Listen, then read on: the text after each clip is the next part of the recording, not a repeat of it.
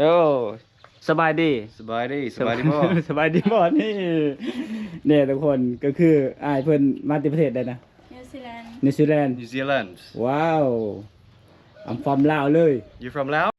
เดี๋ยวเราจะถามว่าอันน่ะเป็นจังไดอยู่ประเทศลาวบรรยากาศดีบ่หรือว่าจังได How you stay and good Yeah no I've learned a little bit of Lao obviously being here for now nearly becoming for 1 year สาวลาวสวยไหม 1 year yeah so Lao say and say koi hak lady Lao beautiful clearly obviously we have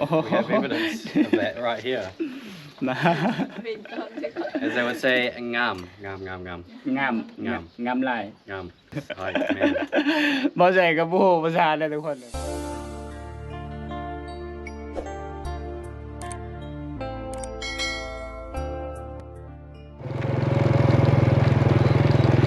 ทุกคนสบายดีแล้วทุกคนเนอะสบายดีทุกมงทุกบอลที่ติดตามรับชมวันนี้ข่อยจิพาทุกคนไปบ้านอย่างน้อทุกคนก็คือมือนั้นข่อยเห็นนะน้องเพิ่นได้แฟนฝรั่งเนาะพอดีบ่ใส่ไปไทยงานบุญบังไฟแล้วก็พอดีพอก็จะมา2คนเห็นอ้ายฝรั่งเพิ่นมาเต้นหรือว่ามาแห่บังไฟนะทุกคนพอใช้เก๊ใจอ่ะคือแบบ ส่วนหลายนี่จะไม่ค่อยเห็นนะเขตเนี่ยแต่ว่ามื้อนั้นเห็นอ้ายเพิ่นมาแห่บังไฟพอใช้ไปบุญบังไฟแล้วก็เลยเห็นก็เลยนัดกับน้องว่าจะไปเล่นอยู่เพื่อนว่าเป็นจังใดมาจังใดคือได้พวกพลังมาแล้วก็พลังมาอยู่บ้านเฮาได้จังไดประมาณนั้นเนาะแล้วก็อยากสิไปถามอยากจะเบิ่งว่าพลังเขาจะเว้าลาวเป็นบ่ใช่เว้าภาษาอังกฤษบ่เป็นซะด้วยตอนนี้ก็ว่าวุ่นเลย มีแต่อยากจะให้น้องเพิ่นแปลให้ล่ะเพราะว่าน้องเพิ่นไปอยู่น้ำพลังล้นแหละน่าจะเว้าเป็นอยู่ล่ะเห็นก็จะเว้ากันอยู่แต่ว่าบ่ใช่เว้าภาษาอังกฤษบ่เป็นนะแต่มีแต่บ่ใช่สิถามเป็นภาษาลาวแล้วก็ให้น้องเพิ่นแปลเป็นภาษาอังกฤษ ประมาณนั้นทุกคนเดี๋ยวจังใดมาหอดบ้านจังหน่อยว่าจะเป็นเท่าไรบรรยากาศ คือมื้อนั้นอ้ายเพิ่นก็เขาก็ทายทีนึงแต่ว่าเสียงเพลงมันดังทุกคนอ้ายเพิ่นก็โอ้ยอ้ายพลังมันก็ใจดีละแล้วก็ต้อนรับแบบบ่กี่คุยนะทุกคนสุดยอดนะร่าเริงนะคือเคยเห็นต่างชาติมาอยู่เจ็ดหลายจะบ่ค่อยได้ไปใส่แต่ว่าไอ้ฝรั่งคนนี้มักไปมีงานเราก็จะไปนะมีงานวัดงานยังเราก็ไป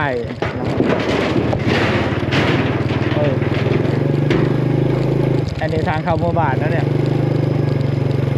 คือสุดยอดเลยทุกคนเนี่ยอยากจะรู้ว่าเป็นจังไดมาจังไดคือได้มาอยู่ที่นี่เบิ่งเส้นทางเข้าหมู่บ้านพวกเคยฝรั่ง เส้นทางเข้าหมู่บ้านเคยฝรั่งทุกคนว่ามันจะเป็นจังไดเนาะบ่ใช่สิเว้าภาษาอังกฤษเป็นบ่ดอกหรือจังบ่เป็นดอกทุกคนแต่มีแต่ว่าอยากจะว่าเป็นภาษาลาวแล้วก็ให้น้องเพิ่นแปลเป็นภาษาอังกฤษให้ลำบากเนาะทุกคนเนาะโอ้ยบอกแล้วให้ตั้งใจเรียนถ้าฮอดบ้านเดี๋ยวถ้าบ่ฮู้เดี๋ยวเฮาสิหาคนเท่านั้นให้ไปนะเพราะว่าบ่เคยไปเท่านี้นะจะหาถามคนแถวบ้านจะได้ก็ไปชมอยู่บรรยากาศในบ้านเลยทุกคนว่ามันจะเป็นยังไงเอากราบทักทายสบายดีพี่ๆนาที่ติดตามรับชมนะทุกคนวันนี้บอสไซอยู่บ้านกุดบ่อนทุกคนสิพาทุกคนไปเบิ่งผู้บ่าวฝรั่งมาเอาเมียอยู่บ้านนี่แหละบอสไซบอกนะว่าเมืองไหนแล้วก็ไปเบิ่งน้ำกันทุกคนนี่เอามากับน้องซื้อนี่เลยซื้อแผ่ทุกคนเมื่อนั้นเห็นอยู่บุญบังไฟบุญบังไฟเนาะ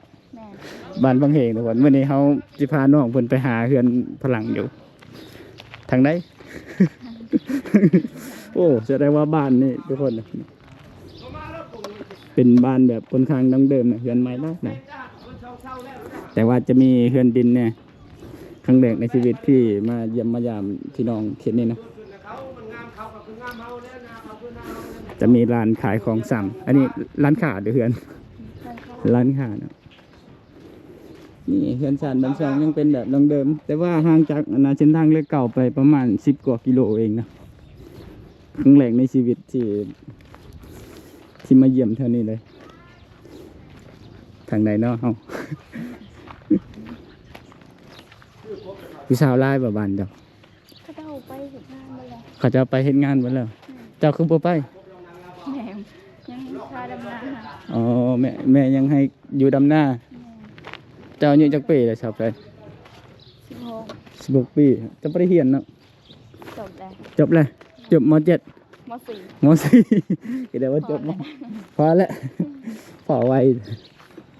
ไปทุกคนอันนี้เฮาสิพาน้องเพิ่นไปหาเพิ่นพลังผู้ว่าพลังเพิ่นว่างบ่พลังเพิ่นเฮ็ดงานเป็นสตรีมเกมอ่ะเพื่อนหลังนี่บ่อ๋อพลังเพิ่นเป็นบ่มันจะเกมเมอร์ได้สตรีมนักสตรีมทุกคนสตรีมเกมอ่ะฮอดแล้วทุกคนเป็นหลังไหนหลังนี้เนาะโอ้ไปว่าหน้าตาเป็นแบบใด ให้ทุกคนเห็นเฮ้ยนี่สบายดีเด้อพ่อโอ้สบายดี Sabadi, sabadi mo. สบายดีบ่นี่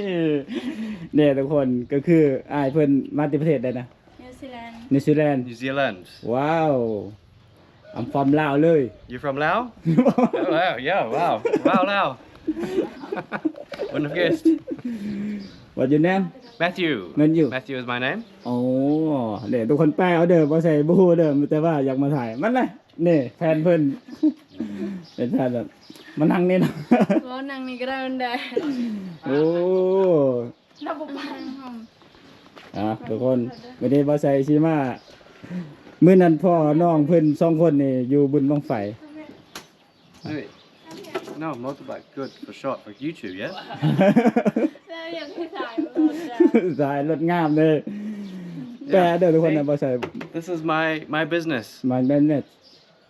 business Yeah, oh cave. So my name, is it on now?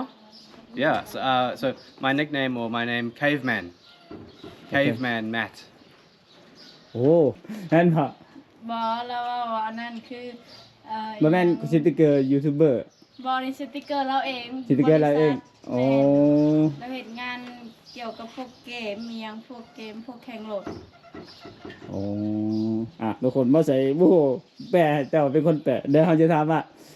เป็นจังได๋คืออ้ายเพิ่นได้มาอยู่อันน่ะลาวคือพอกันอยู่ไสอันน่ะลองถามเราด้วย Yeah, and where we met, where you meet me. We meet you? Yeah, you look camera. Oh no, yeah. Well, you take a seat. No. Dad Yeah, you license me alone. Not body license me. Him not license me. Him hot. Oh, you hot? Get umbrella. Okay, we do fast then. Yeah, we meet in Thailand. Thailand, Ao Nang. เราเว้าภาษาไทยเป็นบ่เป็นเลย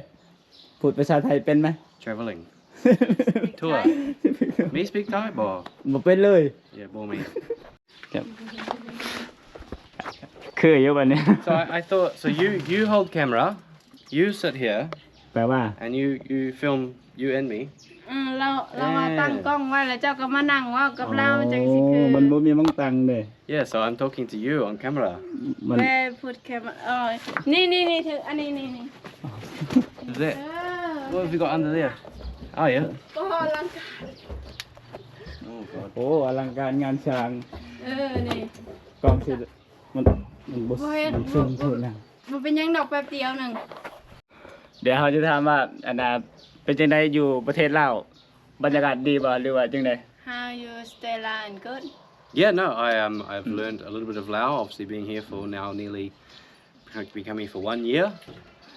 สาวลาวสวยมั้ย 1 year, yeah, shout out. Say and Say koi hak. Lady Lao beautiful. But clearly, obviously we have evidence of that right here. นะ As they would say, ngam. งาม งาม งามหลาย Ngam. Yes, hi, man.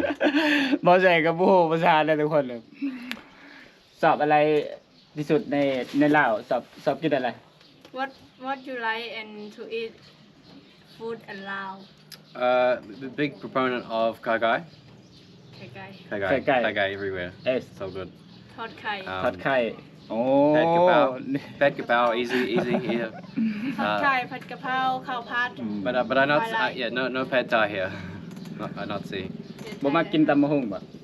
you want you don't like and papaya salad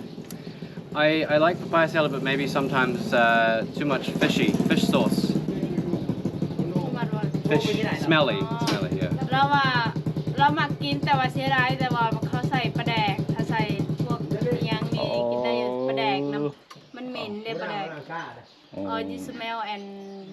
Yeah, it's quite strong smell. strong Strong smell, yeah. I'm still getting used to. But yeah, try new things. Hey, welcome to YouTube. No? Oh, โหอยู่นะ you quiet on set then? Oh. ชิโนไม่โห เอา อยู่นะ บ่ใช่ครับบ่ฮู้แต่ว่าอยากอัปเดตว่ามีอายเพิ่นมาแต่ประเทศหยังเอซิแลนด์มาเอาเมียอยู่อันนี้อยู่ลาวทุกคนบ่ใช่เห็นอยู่งานบุญบังไฟมื้อนั้นมื้อนี้ก็เลยตามมาเด่นอยู่เฮือน แต่ว่าบ่ใช่เสียดายเว้าภาษาอังกฤษบ่เป็นทุกคน แต่ว่าอยากถามว่า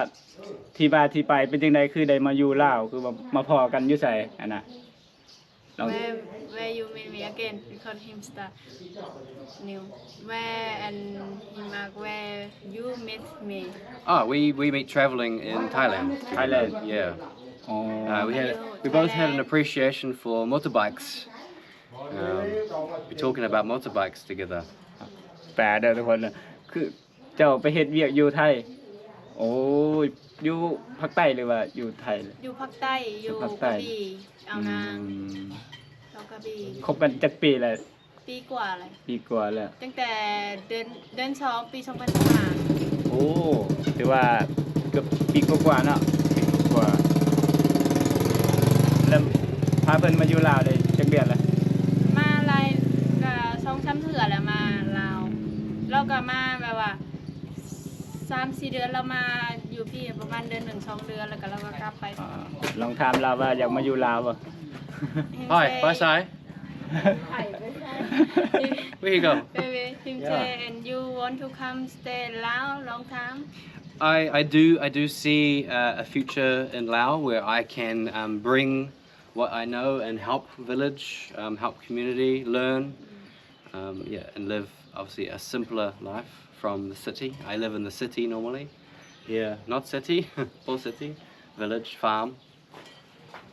คือหยังอะ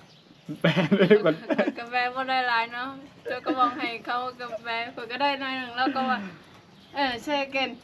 I enjoy easy, อ๋อ simple. แล้วว่า ม่วนมันมีความสุขแบบว่ามันง่ายดีหั่นน่ะ อ๋อทุกคนถ้าบ่ได้เบิ่งฮู้ภาษาอายเพิ่นก็อยากให้บ่ใส่มาอีกก็จัดให้ตามก่อน But where I'm from, I always busy. So I feel like I need to do something every day. I feel like I need to fix, build, make. But come Lao, I do nothing sometimes. เราว่าเราอยู่บ้านเราในอันเฮ็ด So แบบว่า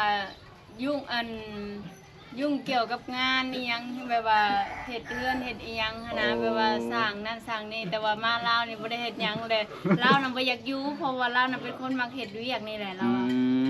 แต่ลาวอยากเฮ็ดหั่นนะ เจ้าก็พาเราเฮ็ดแต่เที่ยงหน้า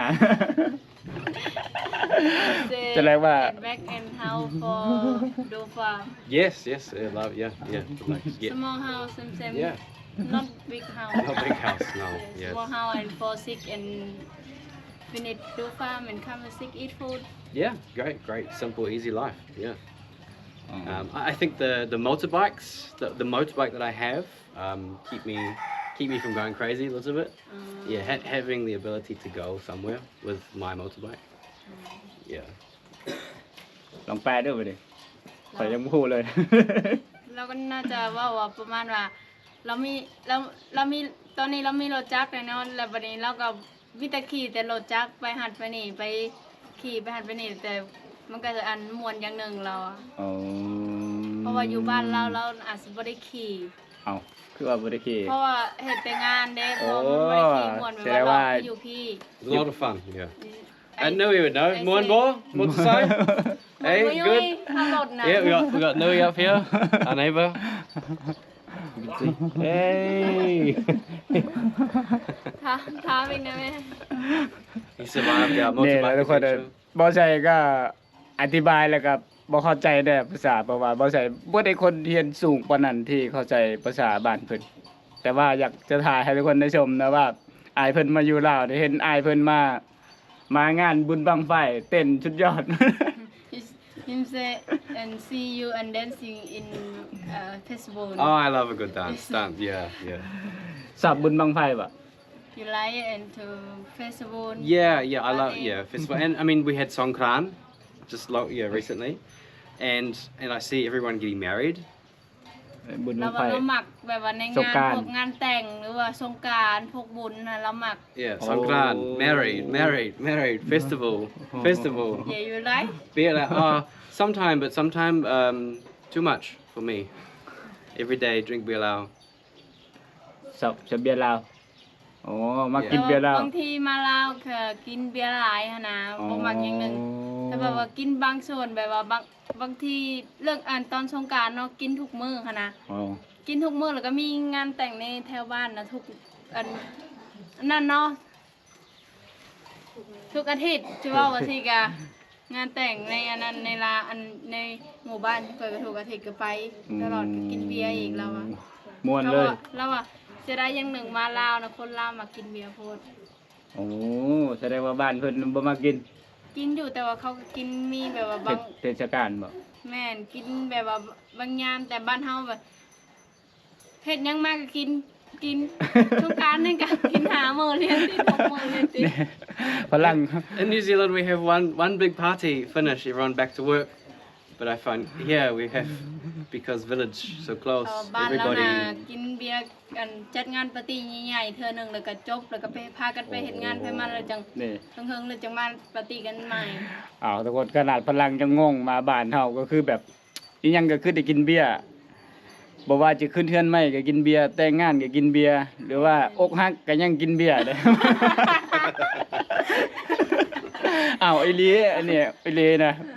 บางเทื่อแล้วให้แล้วหน้าไทยหน้าแล้วก็กินเบียร์นี่ก็คือความสลองหรือว่าม่วนซื่นก็คือคนลาวเฮาทุกคนขนาดอายเพิ่นมาแต่ประเทศอิสราเอลเนาะ นิวซีแลนด์ นิวซีแลนด์ยังงงกับประเทศเฮาเลยยังงงกับบ้านเฮาแบบยังก็มีแต่กินแต่เบียร์ทุกคนก็คือเอาง่ายๆเป็นอันดับหนึ่งแล้วนะเรื่องการกินนะบ้านเฮานี่ แม่น สุดยอดทุ แม่ ก น คน หน่อยเนาะ3-4ราง แม่น โอเค โอ้วันแล้วเนาะ แม่นสิไปเอาอันป้ายรถกับหนังสือรถเลย โอ้ ได้อยู่นี่อยู่ตลอด อยู่ตลอดเนาะ ยังอยู่อีกเดือนหนึ่งเด้ โอ้ เดือนหน้าก็ยังอยู่ แต่เสียดายข่อยเว้าภาษาอังกฤษบ่เป็นทุกคนต้อง I'm sorry ด้วย I'm sorry Speak English I'm sorry and not speak English Oh, no, that's why we have you. I'm glad you now learn English as well, so we can have this but conversation. I Because speak you speak good. a This is little bit not long ago. We've but I not not sure but we'd not be able to do people will this. say oh you not speak English no go Oh no. That people not think that at all. No, it's fine. อ้ายเพิ่นรู้แต่ดี Because how many- อันดามาค่อยสิอัน บ่เป็นหยัง ภาษาอังกฤษเนาะ Hey, บ่เป็นหยังบ่เป็นหยัง ค่อยก็เห็นจะปอหาคือกันก็ได้ซำนี้ ดีได้เจ้าเก่งขนาดข่อยจบม .7 ก็ยังเว้าอังกฤษบ่เป็นน่ะ ค่อยจะอันเฮียนฮอดปอหาแล้วก็ออกแพ้มานะแม่ปิ่นกล้องไปหาผู้สาวน้อยด้วย โอ้อันนี้ ผู้สาวพานะมานำอันนี้เขาเอิ้นไก่พาเที่ยว ไก่พาเที่ยวได้นี่บ่ใช่บ่เคยมาบ้านบรรยากาศรอบๆโอ้สุดยอดบรรยากาศอยู่ลาวสุดยอดขออันนั้นได้บรรยากาศอ่ะ บรรยากาศสิเซ and have Lao in village here and have been so good and for have a look for walk and look Go have a look. no not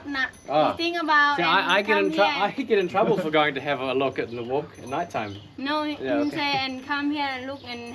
have wind and look good. Have wind. Yeah. Yeah. You see wind. Yeah, but wind needs to help with Yeah, the but horn. not Yeah, have hornball. Horn ball or that. Yeah. ฮ้อนบ่ฮ้อน Horn. Yeah, Yeah. hot. hot Yeah, we have everything here. Ponto, Paloam, then the horn, And now, no, not now, for now. บ่ดาวบ่ บ่หนาว Oh yeah, a little bit now. ที่นี่สินิแลนด์ Yeah. หนาวบ่ Yeah, everything. Hot, cold. Hot. Yeah, everything. ไม่ได้เย็นเด้อ แม่เราว่า what New Zealand and cold เห็นอ่ะ Yeah, we have cold, we have hot. แม่เรามีช่วงหนาวกับร้อนเรา โอ้ Yeah. ก็มีก็คือกันกับบ้านเฮาเนาะมันมีช่วงหนาวกับช่วงร้อนนั่นแหละมันหนาว and cold and hot ช่วงนี้อ่ะ Cold. หนาวตอนนี้อะ ตอน บ้ หนาว เร บ่หิมะมีบ่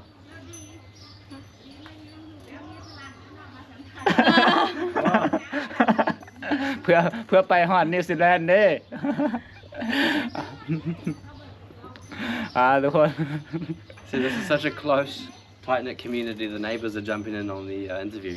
สมมุติว่าค่อยได้สิไปนิวซีแลนด์นี่ค่าใช้จ่ายได้แพงจังได๋ถามแล้วลูก He say and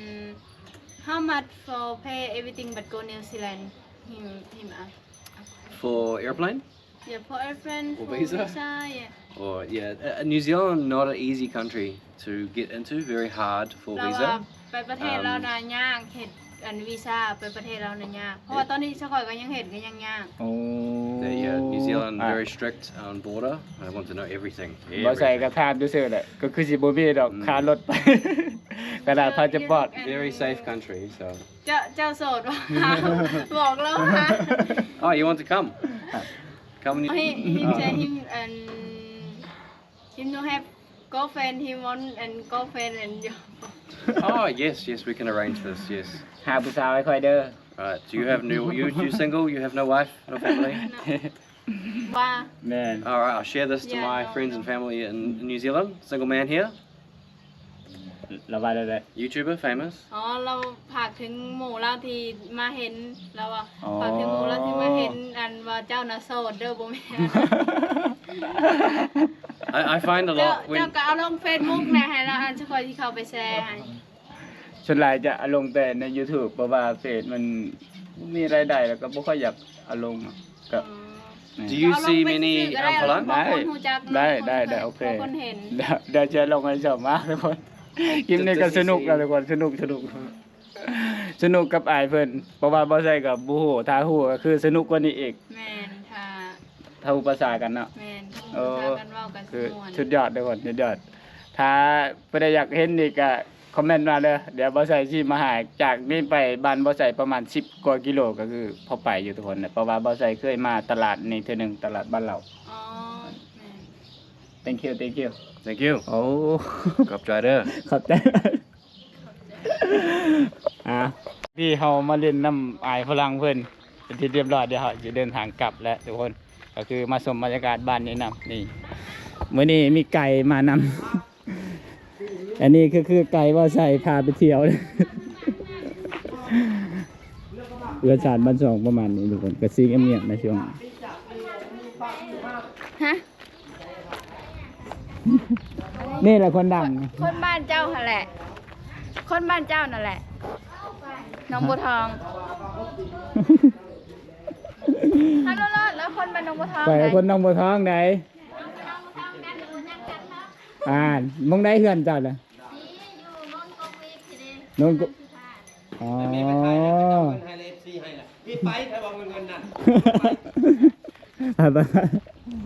คนร้ายพวกทุกคน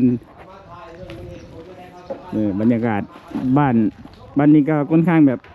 ดังเดิมนะเฮือนกับเฮือนแปลนคือแบบ